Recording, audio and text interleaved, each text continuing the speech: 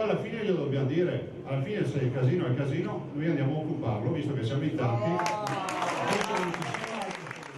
Erano quasi 2000 i cittadini, a fianco di amministratori, politici regionali e avvocati, che hanno occupato simbolicamente il Ponte degli Alpini di Bassano per protestare contro la chiusura del tribunale, che potrebbe arrivare ufficialmente già entro questa settimana. La notizia che io da Roma anche stamattina, che entro la settimana, entro venerdì, entro il Consiglio dei Ministri venerdì, la Cancellieri decide.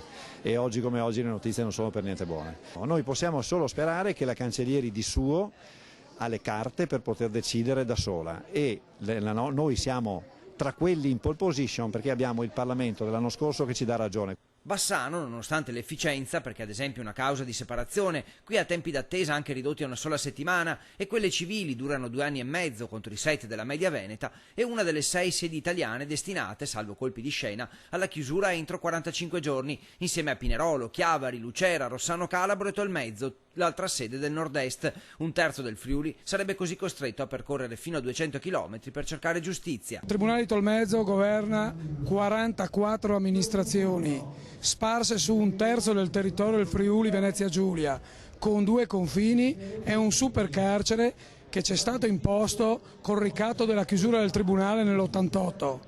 Né le guerre né i terremoti sono riusciti a chiuderlo, lo Stato con un decreto commette un reato. La decisione potrebbe avere ripercussioni sull'occupazione. Zaia svela un retroscena, protagonista una multinazionale straniera pronta a investire e ora intenzionata a fare marcia indietro. Aziende che hanno già deliberato investimenti, la possibilità di assumere un centinaio di unità lavorative e che comunque vengono dall'estero qui a dire bene, abbiamo i soldi, abbiamo il progetto, ma questo paese ha ancora la certezza del diritto, sì o no? Beh, finché mandi segnali come questo, quello di chiudere un tribunale efficiente come quello di Bassano, significa, soprattutto in un distretto importante e industriale come questo, significa mandare dei messaggi a livello internazionale devastanti. Tutti pronti però a alzare il tiro, accogliendo la provocazione del Presidente del Veneto e occupando anche lo stesso tribunale, che potrebbe diventare per il Veneto una nuova linea del Piave. L'ho detto io, la linea del Piave, cioè farsi fregare anche questo tribunale significa cedere su tutti i fronti. Paghiamo 18 miliardi di tasse all'anno, la risposta non può essere che Roma ci dice